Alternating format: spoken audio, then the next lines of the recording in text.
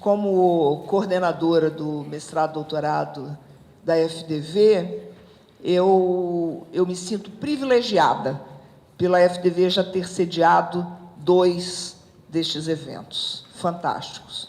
Isso é, de fato, um privilégio. E eu queria dizer a vocês... 3 dias acabou de chegar. Opa, que coisa boa! Queria dizer a vocês que eu não sou da área, não sou uma estudiosa do direito e literatura, e eu estou aqui por uma deferência, um carinho especial do meu querido professor Nelson Camatta, né? Então, vocês terão aqui apenas alguém presidindo essa mesa, encantada, do mesmo jeito que vocês, com o que eu vou ouvir aqui, já estou preparada para ouvir. Eu tive o privilégio de presidir uma mesa no outro evento, na qual falou a doutora Henriette Caram, e por quem eu me apaixonei naquele momento, não conhecia, fiquei apaixonada, e quando o professor Nelson me deu esse privilégio hoje, eu falei, maravilha, ele está me dando um segundo presente, para uma pessoa que não é da área, um grande, fantástico presente. Eu, então, espero que todos vocês se sintam muito bem-vindos a esse último painel sobre direito e novas tecnologias, como a literatura pode contribuir para os desafios do século XXI. Infelizmente, o tempo é um algoz muito duro e eu terei aqui que fazer o controle dele. Ainda que esteja certamente com vontade de continuar a ouvir, terei que interromper em algum momento. Mas o nosso tempo é de 25 minutos para cada palestrante, depois teremos cerca de 3, enfim, ou 4 perguntas ao final das apresentações. Eu passo, então, imediatamente a palavra à minha querida professora doutora Henriette Caram. Ela é doutora em letras pela Universidade Federal do Rio Grande do Sul, é professora do Programa de Pós-Graduação em Letras da Universidade Federal do Rio Grande do Sul e da UniFG, e é editora de uma importantíssima revista que todos nós conhecemos, a Anamorphose, e Revista Internacional de Direito e Literatura. Eu não perco mais tempo, porque eu imagino que, a essa altura, todos vocês já conhecem a nossa palestrante. Seja muito bem-vinda, querida. Muito obrigada.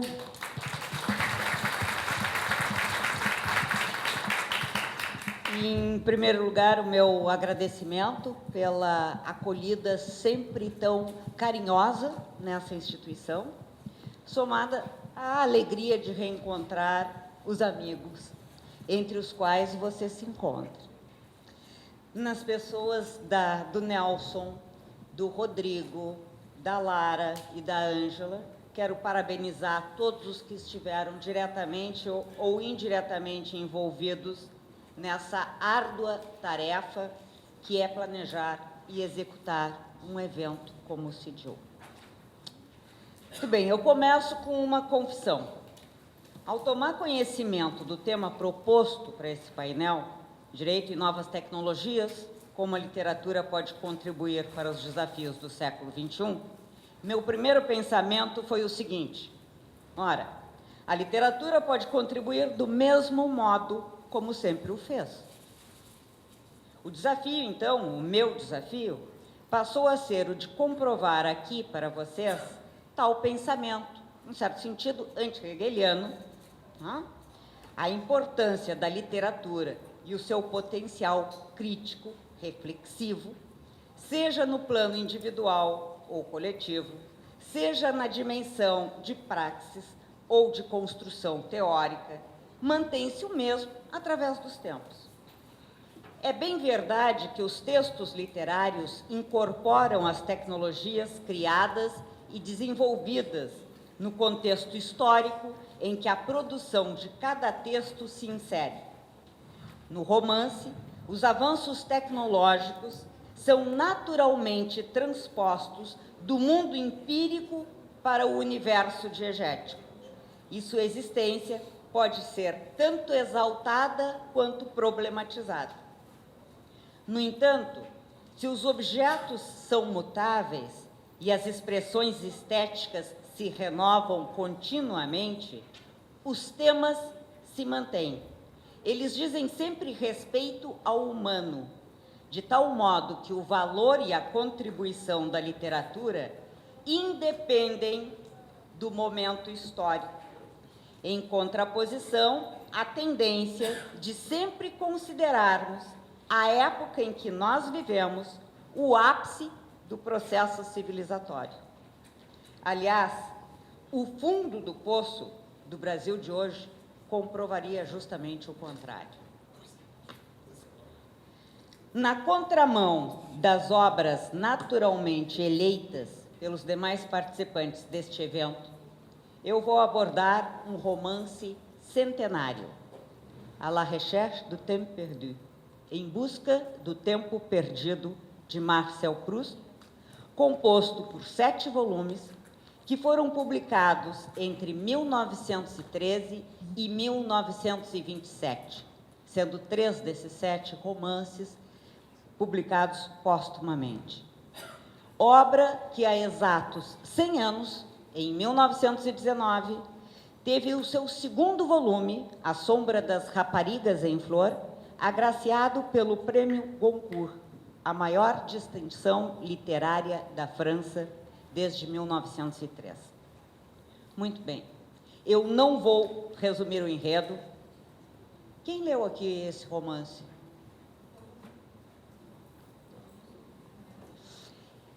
Eu não vou aqui resumir o enredo, quem leu conhece, quem não leu, sugiro ler, e espero que essa minha fala instigue a leitura. Vou apenas referir 3 aspectos essenciais. Primeiro, trata-se de um romance autobiográfico, o que significa que o narrador é também o protagonista. Este romance apresenta uma estrutura cíclica, pois no final do texto, o narrador protagonista decide escrever o romance que o leitor está terminando de ler. Só isso já basta para colocar a temporalidade no centro da cena. Se sobrepõem continuamente, se mesclam o tempo do vivido, pretérito, e o tempo do narrado, presente da enunciação, de tal modo que o presente se desdobra sobre o passado, enquanto o tempo da enunciação se projeta no futuro da leitura e o tempo da leitura recupera o pretérito da escritura. Segundo aspecto, relacionado ao primeiro, a narrativa abarca eventos ocorridos na França, sobretudo na cidade de Paris, entre 1887 e 1925, segundo uma cronologia estabelecida por Gerard Genet, em cima das marcas temporais e dos deiticos que o texto apresenta. Pois bem, 1925. Ocorre que Marcel Proust, o autor da obra, morre em 1922. De tal modo que o romance se estende temporalmente para além da vida de seu autor. Terceiro aspecto, do ponto de vista estético, a obra vincula-se ao movimento impressionista, ou seja, sobressai no romance o relato memorialístico das impressões do narrador ao longo de sua vida. Trata-se de representar o modo como introjetamos e reproduzimos mentalmente o mundo exterior. Eu vou me distanciar de outras perspectivas e enfoques que já privilegiei na leitura desse romance. Já utilizei a aplicação do conceito de espaço-tempo de Einstein, já utilizei o conceito de extase de Heidegger, já examinei sobre o viés fenomenológico, já examinei do ponto de vista psicanalítico, já trabalhei com questões relativas à expressão do eu, memória, representação. O que eu vou trabalhar aqui, que me interessa abordar, são alguns elementos que se relacionam com esse espelho do mundo que o romance proustiano nos oferece. Um mundo que se situa na transição entre o século XIX e o século XX.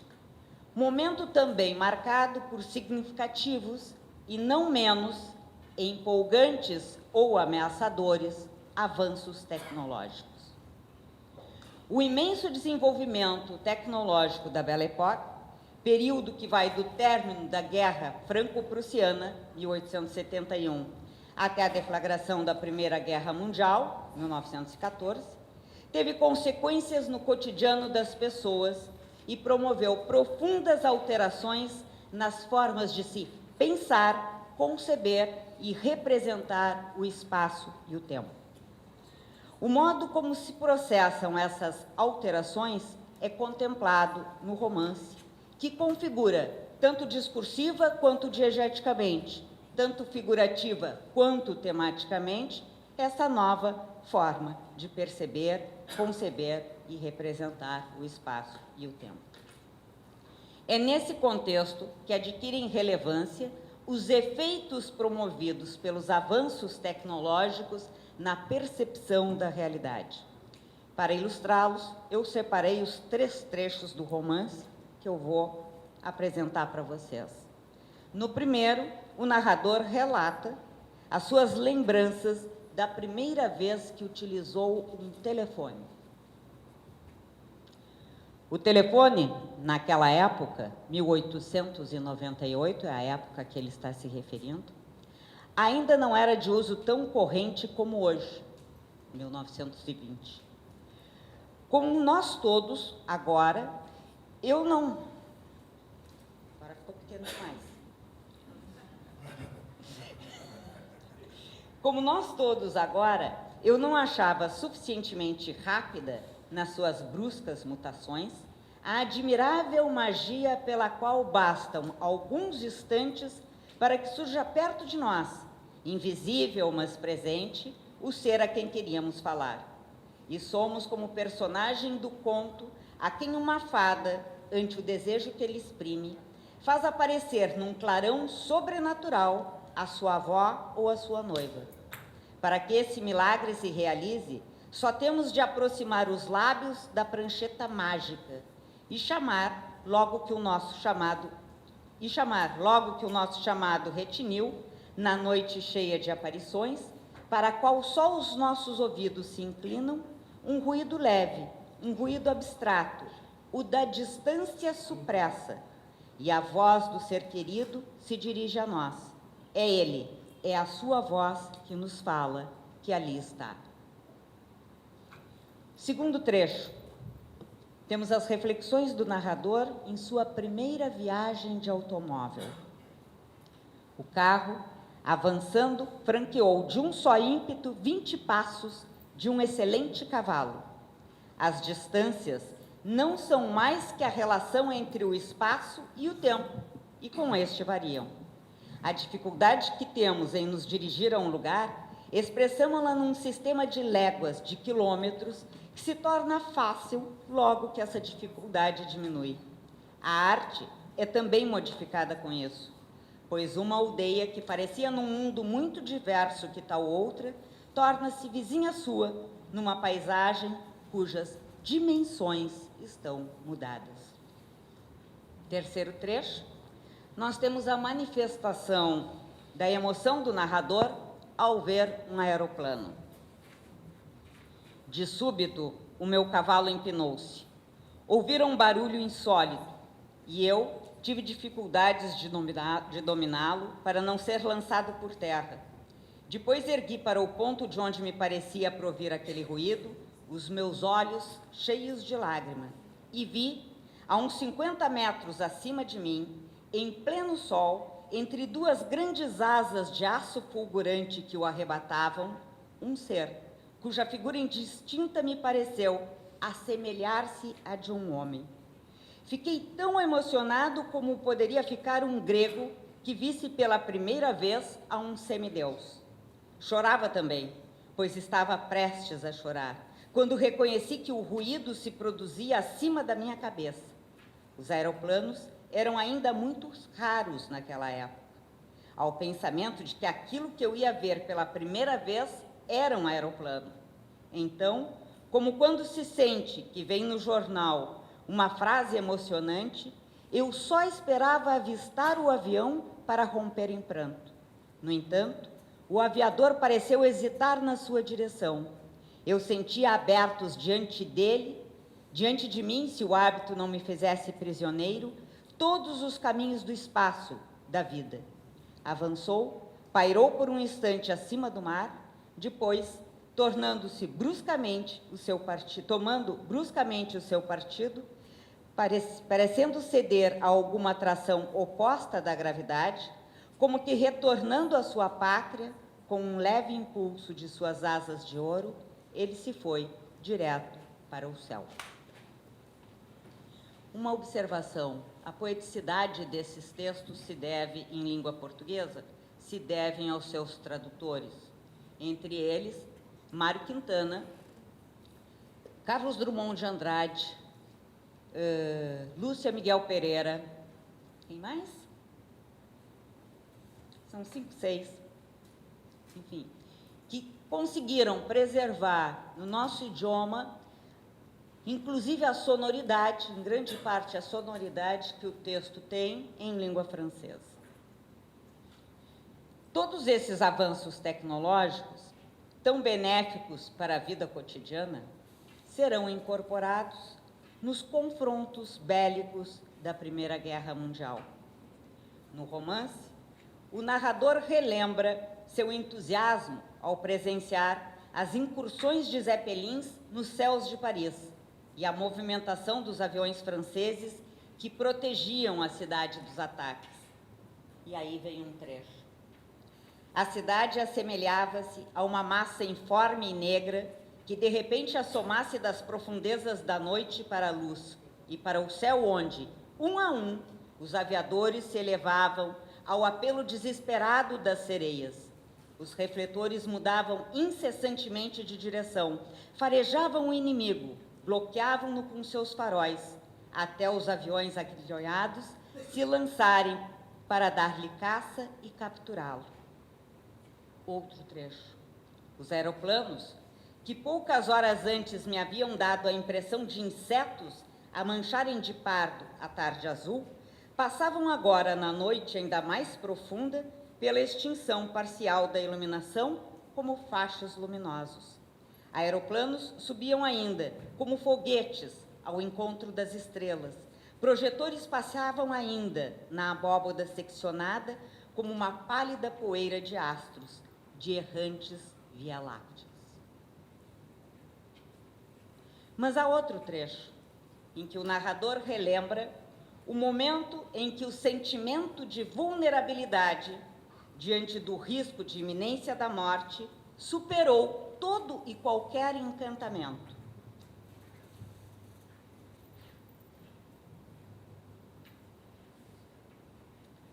Concebidas isoladamente, essas ideias de bombardeio, de morte possível, nada acrescentavam para mim de trágico a imagem que formava da passagem das aeronaves alemãs, até uma tarde vislumbrar, num aeroplano que, embora soubesse mortífero, só concebia como estelar e celeste o movimento da bomba atirada contra nós.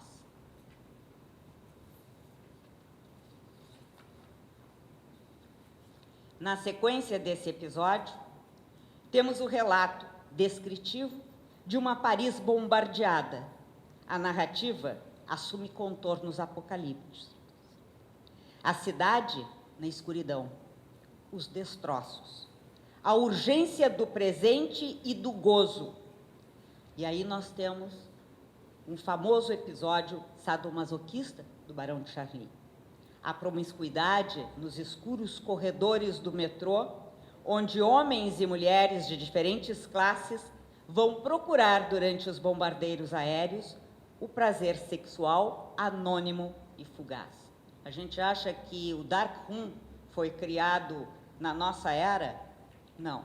Os metrôs de Paris, em 1900, em 1914, durante a guerra, serviam como dark room.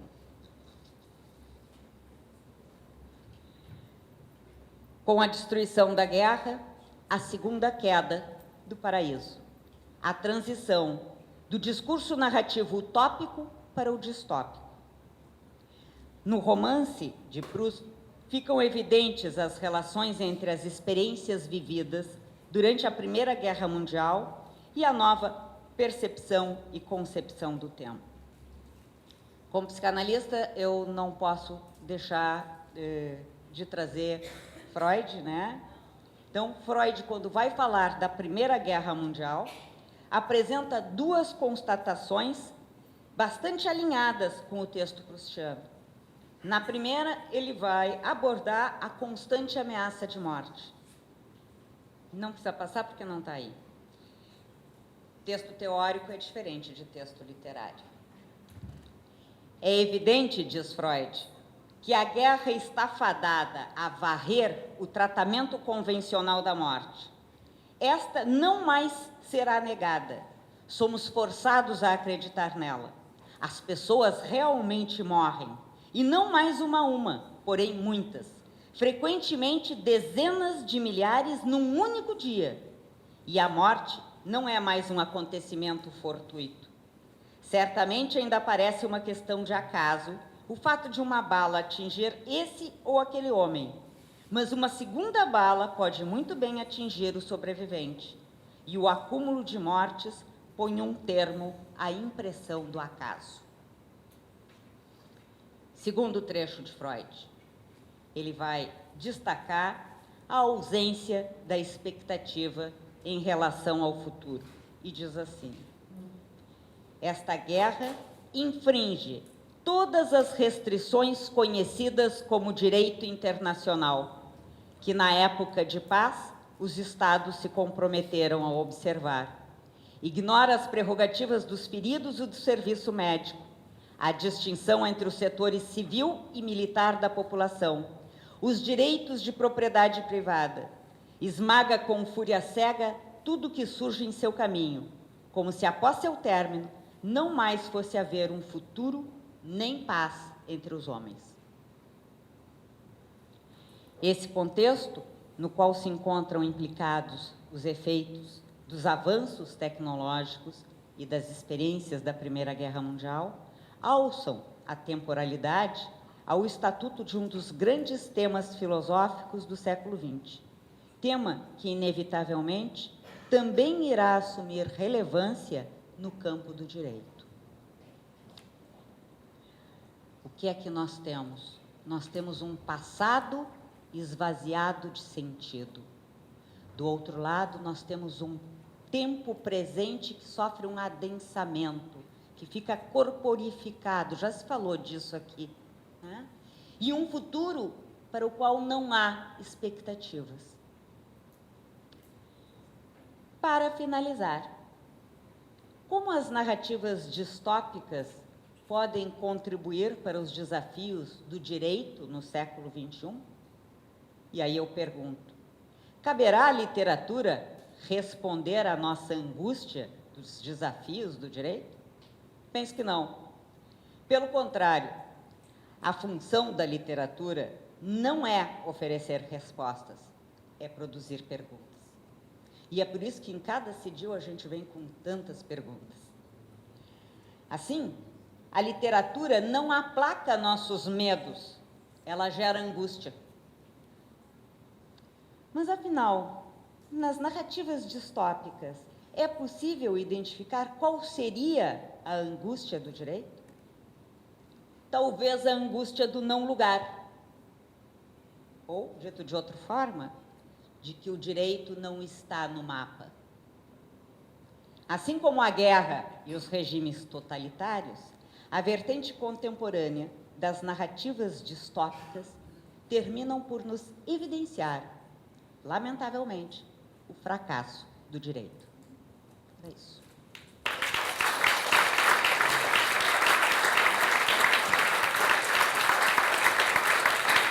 Victor Drummond, é pós-doutor em Direito pela Faculdade de Direito de Lisboa, é professor do programa de pós-graduação em Direito pela Faculdade Guanhambi, Bahia, é professor visitante da Universidade de Lisboa e da Universidade de Santiago de Compostela e é professor colaborador da Escola de Magistratura do Estado do Rio de Janeiro. Com a palavra, fique à vontade, querido. Deixar o palco ensaboado, como a gente fala, é uma gíria que se utiliza, especialmente no mercado musical, quando um artista faz um concerto, um show, em seguida outro, e o primeiro deixa o palco tão difícil que ele fica ensaboado. Né? Obrigado, boa noite, até logo. Eu queria agradecer uma série de pessoas, ao Nelson, presidente da rede. Queria agradecer à instituição que nos acolheu carinhosamente, aos meus colegas professores, na pessoa da minha querida Henriette, apesar disso que ela fez comigo agora. Queria agradecer ao Bruno Padilha, meu parceiro no trabalho na defesa dos artistas, na Interartes Brasil. Queria agradecer ao Cartoon Network por me deixar usar a camisa da Peppa Pig, importante. Queria agradecer ao STF, que acabou com a votação no meio e permitiu que a gente pudesse prestar atenção em outras coisas. E eu vou passar 2 curtos vídeos. Um que sou eu mesmo falando, mas não é uma coisa egóica, vocês vão entender por que é isso. Existe uma justificativa, porque eu vou falar sobre narrativas e novas tecnologias, e, portanto, vocês vão deixar de me ver aqui e vão ver ali. Mas eu não liberei, calma. O segundo é um pequeno vídeo de uma grande amiga atriz sul-riograndense, a Larissa Maciel, que fez uma interpretação de um poema do João Cabral de Melo Neto, exatamente para quebrar essa coisa dela fazer da própria terra, do próprio país, no caso o Rio Grande do Sul. Então eu vou querer passar os 2 vídeos em sequência, e primeiro dizer para vocês que eu concordo com a professora Henriette, nós fizemos um grande acordão com o STF, com tudo, e, portanto, vou fazer o meu melhor. Vamos passar o vídeo, primeiro o Fala Professor, depois o da Larissa. Vocês vão entender por quê.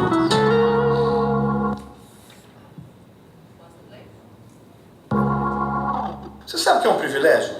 Eu tenho... Não, acho que eu estava falando do outro.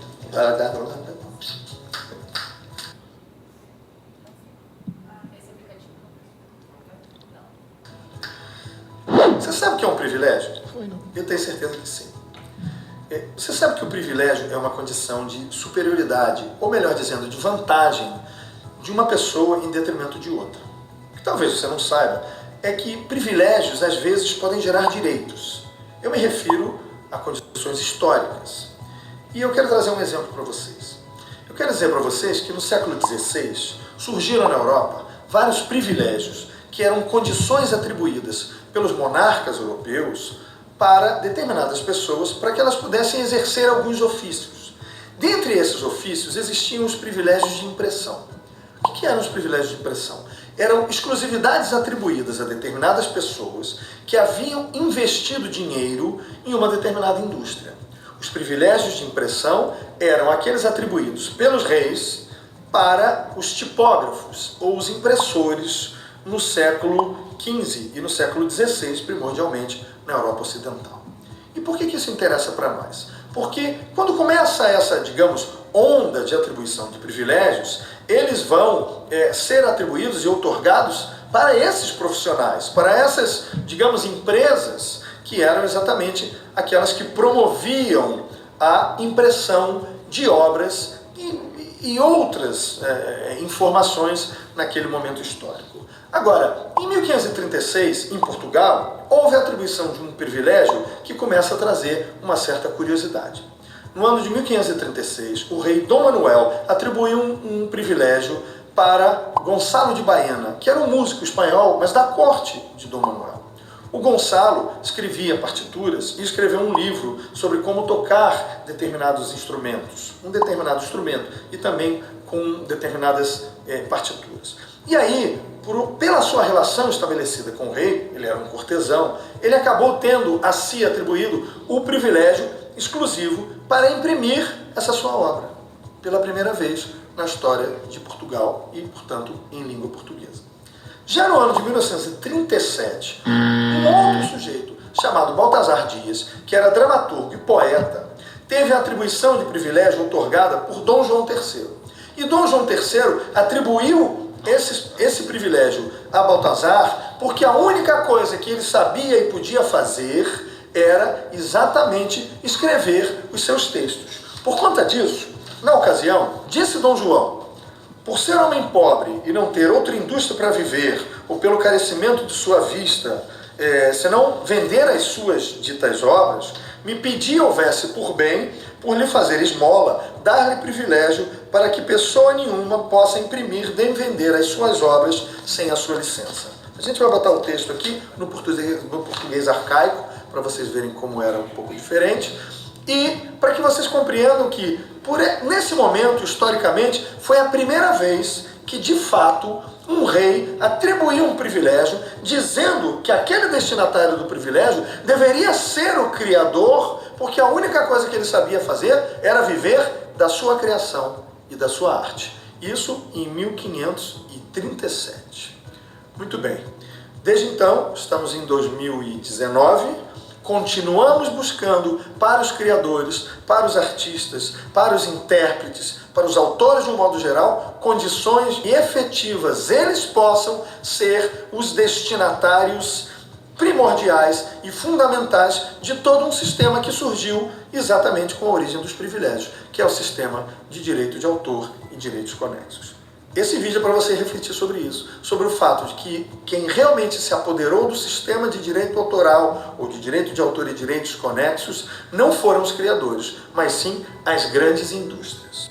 Se você quiser saber mais sobre isso, eu vou indicar aqui para você um texto que eu escrevi exatamente sobre esses dois privilégios, do Baltazar Dias e do Gonçalo de Baena. Mas também tem um livro maravilhoso do Venâncio Delande, que foi exatamente neto do presidente da Imprensa Nacional de Portugal, anos atrás. E ele fez um inventário sobre os privilégios e o início dos direitos autorais. Também vamos colocar aqui para você ter acesso pela internet. Olha também um banco de dados chamado Fontes Primárias de Direito de Autor, Primary Sources on Copyright, também gratuito. Você vai olhar lá e lá tem os privilégios surgidos em vários países na Europa. E se você quiser saber onde a gente conseguiu o texto original, que a gente leu aqui para você e que colocou, está exatamente, sabe onde? No Arquivo Nacional da Torre do Tombo, que é o maior arquivo histórico de Portugal e que contém documentos de toda a história de Portugal, inclusive do Brasil. Vai lá no Arquivo Nacional da Torre do Tombo e procura os documentos que você quiser. Lá você vai conseguir acesso a esse e outros privilégios. A esse e outros privilégios, eu estou me referindo aos documentos, mas não que você vai ter privilégios em detrimento dos outros, porque todos têm direito de ter acesso a esses documentos. E não se esqueçam, tem que ativar o sininho para vocês receberem sempre quando tiver novos vídeos. Assina o canal, dá o like se vocês gostaram. A gente vai sempre trazer para vocês conteúdos que nós achamos relevantes, mas a gente quer a opinião de vocês também. A gente quer trazer coisas que nós achamos que podem contribuir e dar um novo passo para a cultura, para o desenvolvimento da arte. E aqui não tem fofoca, aqui a gente quer trazer um conteúdo que seja significativo para você. Um abraço, até a próxima. Pode pôr o outro diretamente? Por favor. Vou, com o tempo que resta. O meu nome é Severino, como não tenho outro de pito. Como há muitos Severinos, que é santo de Romaria, deram então de me chamar Severino de Maria. E como há muitos Severinos com mães chamadas Maria, fiquei sendo o da Maria do finado Zacarias. Mas isso ainda diz pouco. Há muitos na freguesia, por causa de um coronel que se chamou Zacarias e que foi o mais antigo senhor dessa sesmaria. Como então dizer quem fala, ora vossas senhorias? Vejamos. É o Severino da Maria do Zacarias, lá da Serra da Costela, limites da Paraíba. Mas isso ainda diz pouco. Se ao menos mais 5 havia com o nome de Severino, filho de tantas Marias, mulheres de outros tantos já finados Zacarias, vivendo na mesma serra magra e ossuda em que eu vivia. Somos muitos Severinos, iguais em tudo na vida, na mesma cabeça grande que a custo é que se equilibra, no mesmo ventre crescido, sobre as mesmas pernas finas, e iguais também porque o sangue que usamos tem pouca tinta. E se somos severinos, iguais em tudo na vida, morremos de morte igual, mesma morte severina, que é a morte de que se morre de velhice antes dos 30, de emboscada antes dos 20, de fome um pouco por dia, de fraqueza e de doença, que a morte severina ataca em qualquer idade, até gente não nascida. Somos muitos severinos, iguais em tudo e na sina, há de abrandar essas pedras suando-se muito em cima, há de tentar despertar a terra para sempre mais extinta, e há de querer arrancar algum roçado da cinza.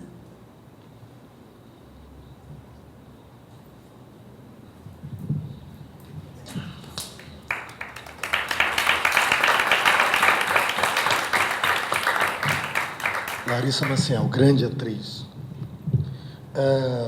E sempre me emociona esse texto. O que eu queria trazer para vocês aqui são poucas, obviamente, pelo tempo, provocações sobre formas de se trazer narrativas com as novas possibilidades tecnológicas. Não se viu aqui, ou se viu em 2 vídeos, 2 possibilidades específicas de se contar histórias. Possivelmente esse vídeo, eu espero, o meu, inclusive, seja visto por mais de, 2.000 pessoas, enquanto que o texto foi lido por 5, né? 3 que não terminaram, eu que escrevi e a Henriette que fez a revisão, né? O que, tudo bem, não é um problema por si só, né? O que, de fato, eu acho que a gente tem que entender é que, nessa circunstância, não existe uma nova existência tecnológica do ponto de vista da criação. O simples fato de você usar recursos audiovisuais.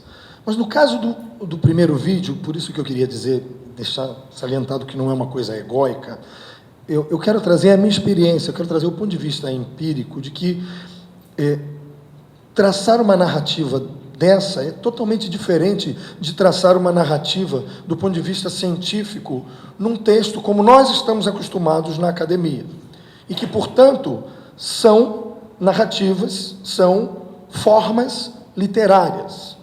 A gente sabe que a gente discute aqui no CIDIL não é somente a literatura como um fetiche vinculado ao objeto livro. A gente sabe que quando a gente fala em literatura aqui, a gente está se referindo a narrativas, de um modo geral. Do ponto de vista do vídeo da Larissa, essa narrativa poderia ocorrer aqui, ao vivo, né, num teatro, por meio de um próprio programa de televisão, e a narrativa é diferente se ela for dirigida ou não, e bem dirigida ou não, fundamentalmente, não é, Bruno? O Bruno, que trabalha com teatro, cinema, TV, sabe muito bem a diferença entre cada uma dessas formas que se pode, que a criação pode tomar, também vinculado à forma de transmissão e ao desenvolvimento tecnológico. No caso do direito autoral, a gente tem uma comprovação empírica de que o desenvolvimento tecnológico permite o surgimento de novas formas de criação e, portanto, novos espaços de narrativas. Entende? A questão, Arnaldo, é que o caminho que nós temos observado na contemporaneidade vem diminuindo o espaço, talvez, da gente contar as melhores histórias ou da melhor forma possível. E cabe a nós, talvez, fazer uso, não meramente das ferramentas tecnológicas, mas de novas linguagens que as ferramentas possibilitam. É aí que eu quero chegar. A mera transmissão diferenciada não é a discussão para nós, é incipiente. Mas o fato de eu poder fazer um vídeo contando uma coisa que academicamente faz sentido, com uma linguagem relativamente vinculada a espaços de humor, que eu possa seduzir o público, espero. Aqui eles, inclusive, vão estudar em fontes fidedignas e interessantes, é se apropriar da linguagem como forma de construir a narrativa de outra forma. De outra forma. Porque nós não chegamos ao público que pode se interessar sem saber sobre essa história do Baltazar Dias, somente com um texto científico. Pode ser que haja mais gente interessada por um vídeo no YouTube.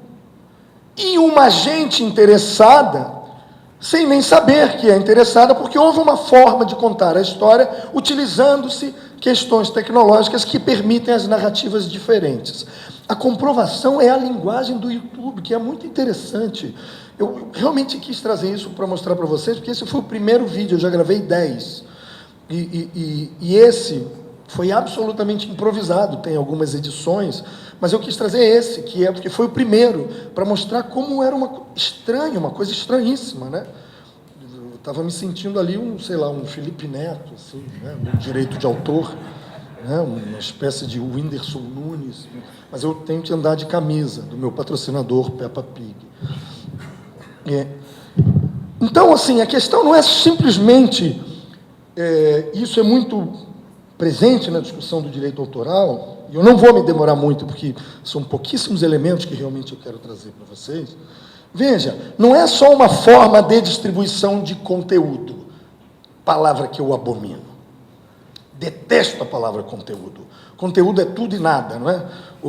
Uma notícia sobre uma mulher fruta, quando existia esse fetiche alguns anos atrás no Brasil, né? Se o cartão de crédito da mulher fruta, seja qual fruta for, não passasse numa feira, era uma notícia que era um conteúdo muito mais relevante do que esse texto sobre o Baltazar Dias e qualquer texto que o professor André Caran viesse e venha escrever. E nós somos tudo isso, nós somos conteúdo. Portanto, nós não somos nada quando somos assim nomeados. Eu tenho algum tempinho? Portanto, a nova forma de desenvolvimento tecnológico também não é por si só o rompimento do paradigma. O rompimento do paradigma é a nova forma de apresentar narrativas. E por isso eu tinha absoluta certeza que a professora Henriette não ia enfocar desta maneira. Nós não conversamos, e eu sabia que eu poderia trazer isso para discutir se, de fato, as novas formas de comunicação tecnológicas, inclusive por redes sociais, podem ser consideradas narrativas significativas ao ponto de nós chamarmos isso de, agora vem a provocação, literatura. Essa é a provocação. Se a gente tirar narrativas da discussão, se a gente colocar a palavra narrativas, pode, né? Obviamente. Né? Bom, claro que a gente tem um acúmulo do conhecimento, e a difusão do conhecimento hoje é muito maior do que há 30 anos atrás. O acesso que nós temos à informação e ao conhecimento hoje é muito maior. Hoje nós temos que criar cada dia mais ferramentas tecnológicas de controle de acesso à informação, mas principalmente de freio. De freio. E não se iludam. Qualquer ferramenta tecnológica que não nos cobre alguma coisa, significa que nós somos a moeda de troca.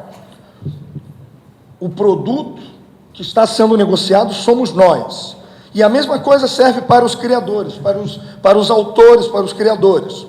Se você não está ganhando nada com a sua produção intelectual e com a sua criação, nada, alguém está muito, a soma de muitos de você. Como é o caso, por exemplo, do YouTube. Que obviamente não gosta de pagar direitos autorais, porque isso seria uma conta muito alta para eles. Não tem problema, tiremos do YouTube todo que é criado e tem direitos autorais. Ou tiremos os vídeos só do YouTube, pode deixar a ferramenta. Ele não é nada, sem o malfadado, chamo de novo a expressão conteúdo.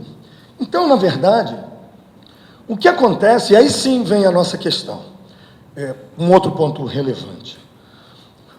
A nossa forma de se comunicar está sendo modificada, isso o Lênio já indicou ontem com muita precisão, né, pelos emojis, emojimanamente, a gente está conversando agora, né, alguma coisa assim, e isso vai diminuindo o espaço da linguagem, a gente vai criando uma espécie de calabouço para a hermenêutica, né?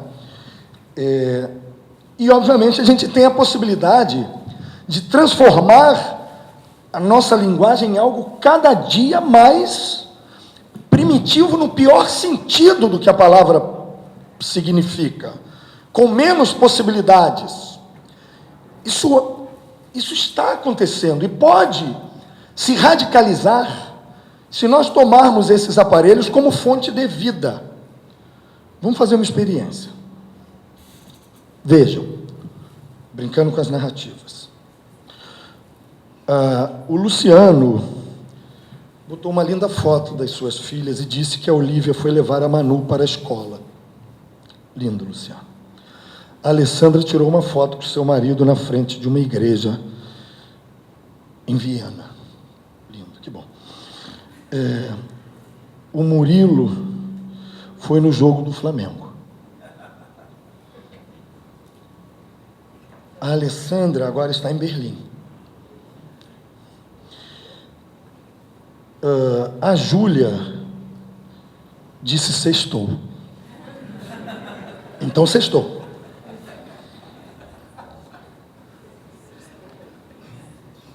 A Roberta disse sextou muito.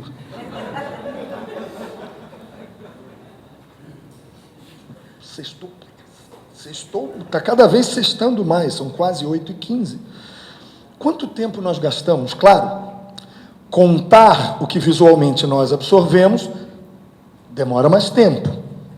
Com pausas dramáticas contando para o público, mais tempo ainda. Mas façam a soma do tempo em que essa informação consome os nossos olhos, a nossa mente, nossas sinapses, nossos neurônios, e vamos ver até onde, matematicamente, nós somos capazes de evoluir. Isso não pode nos dominar e nos tirar a capacidade crítica de poder utilizar essas porcarias para criar algo de bom. Não vamos nos deixar dominar pela tecnologia a ponto de sermos escravos dela só pelo pior. Essa é a questão. Então, vejam, é possível que a nossa linguagem se transforme numa porcaria. É possível. Depende de nós mesmo. Tudo está virando textão. Tudo é textão. O cara manda 3 emojis. Você precisa analisar. Você não consegue analisar e fala, não, isto aí eu quis dizer. Não, não leio. Não leio, vou esperar ver a filme. Como eu sou engraçado. Não pode ser assim. Bom, absolutamente esquizofrênica minha fala. Eu tenho absoluta noção disso. Eu venho aqui e digo, é uma cagada, mas pode ser legal, né? Eu acho que o que cabe para nós, e eu já estou mesmo terminando, é entender todas essas formas de criação como possibilidade de narrativas reais, e não essas porcarias todas. E com isso eu não estou querendo valorizar o meu vídeo, ou da Larissa, que eu acho que estão muito bons, e vocês, momento do patrocinador, precisam assinar o canal da Interartes Brasil. Vão lá e se inscrevam, o canal vai na terça-feira entrar no ar. Muito bem.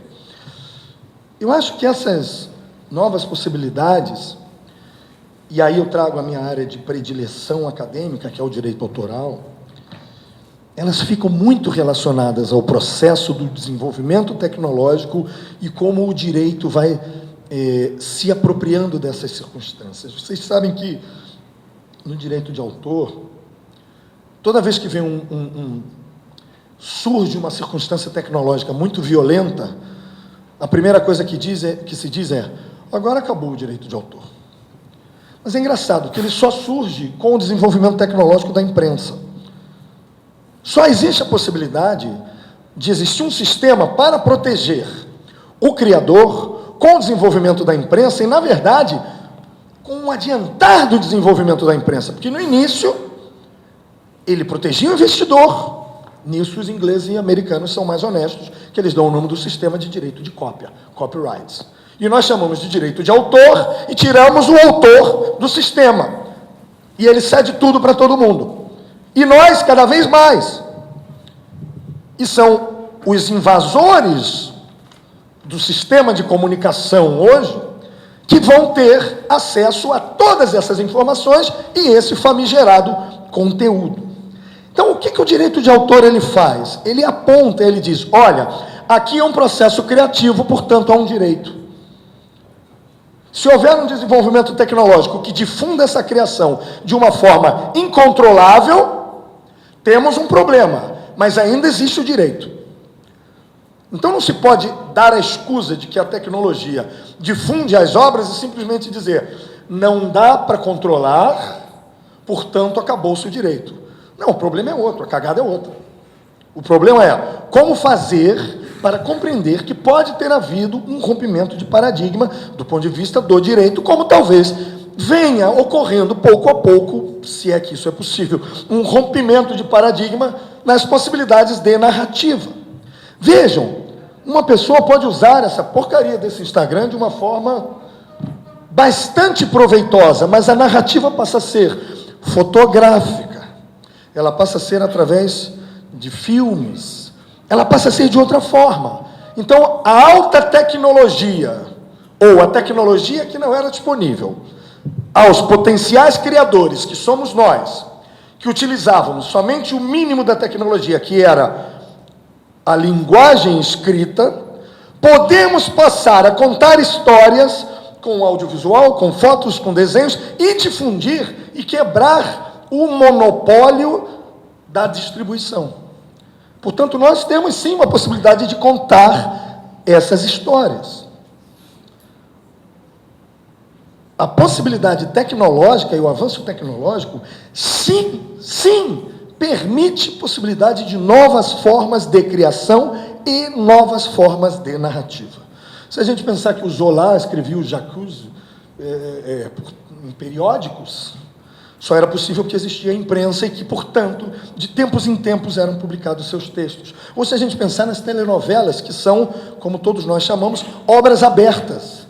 Elas são obras abertas porque, quando os autores estão escrevendo, eles vão entendendo o desenvolvimento dos personagens, o processo criativo vai se dando e o caminho pode ser um ou outro. Do ponto de vista da possibilidade narrativa e de criação, as telenovelas são de uma perspicácia e de uma inteligência, pelo menos as brasileiras, e, preciso dizer, fundamentalmente da Globo, porque quando você vê uma novela bíblica, você já sabe o final.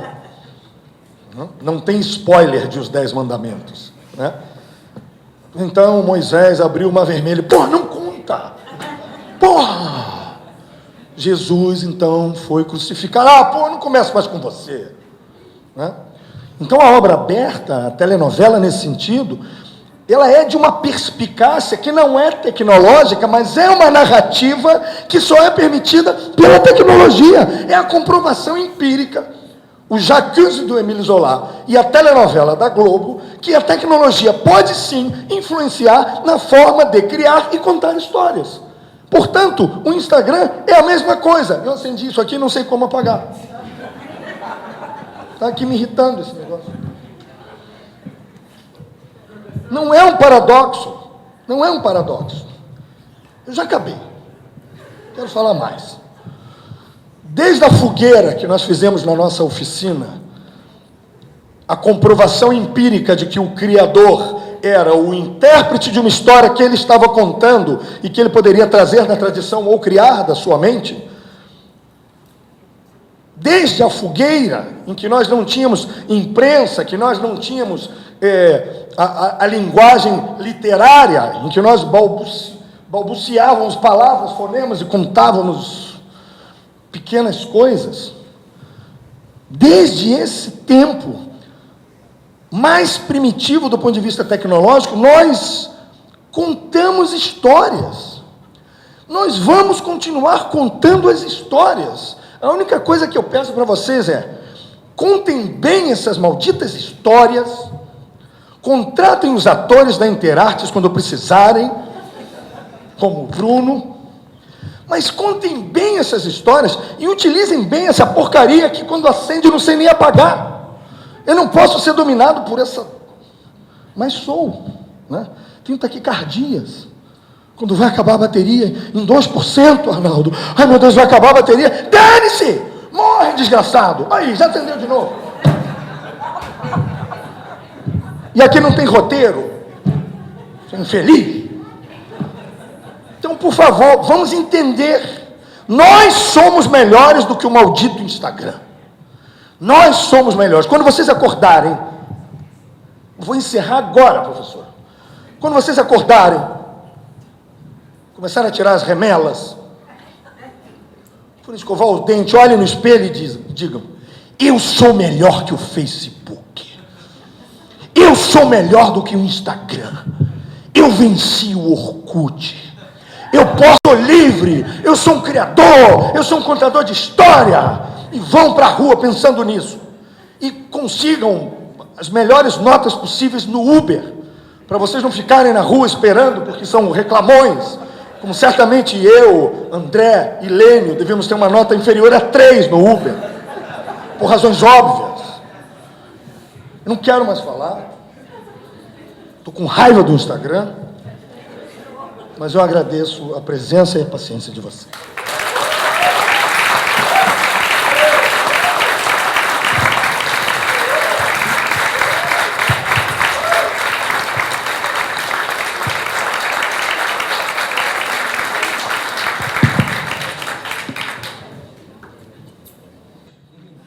Nós tivemos o privilégio. E é assustador ouvir vocês dois. É assustador e é empolgante ao mesmo tempo. E eu fiquei pensando que é energia pura. Vocês falam com o corpo, sorriso, a voz, é uma coisa impressionante. Vocês são provocadores demais para que a gente possa sair daqui do mesmo jeito e jantar tranquilamente. Eu acho que não é possível. É muito incômodo que nós sairemos daqui hoje. Eu queria só dizer uma coisa. Eu não entendi, eu vou cobrar isso do Nelson. Cadê o Nelson? Tá. Jacinto, olha só. Jacinto e Alícia, André e Joana, João Marício e Price, Fernando e Rogério. Todos esses brasileiros ficaram com estrangeiros. Eu fiquei com o estranho.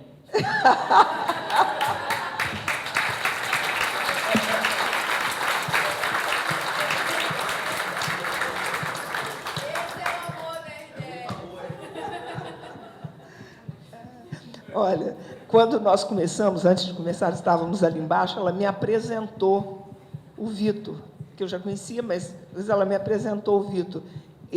Como é que você diz? Essa coisa é o Vitor. Isso é o Vitor. Agora que eu entendi. Na hora eu não havia entendido.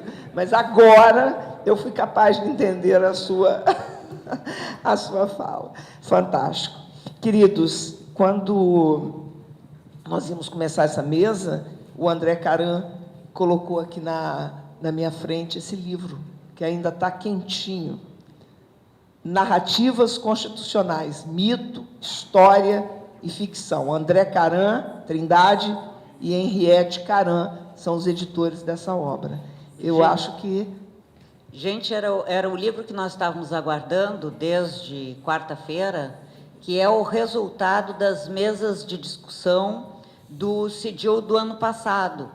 Então, quem participa dessa edição são Jorge Douglas Price e Marcelo Catone, apresentando as suas teses do CIDIL, e depois as intervenções do Douglas Pinheiro, do Luiz Meliante Garcé, da Ângela Espíndola, do Alberto, do Lênio, da Hilda e da Vera Caran, né?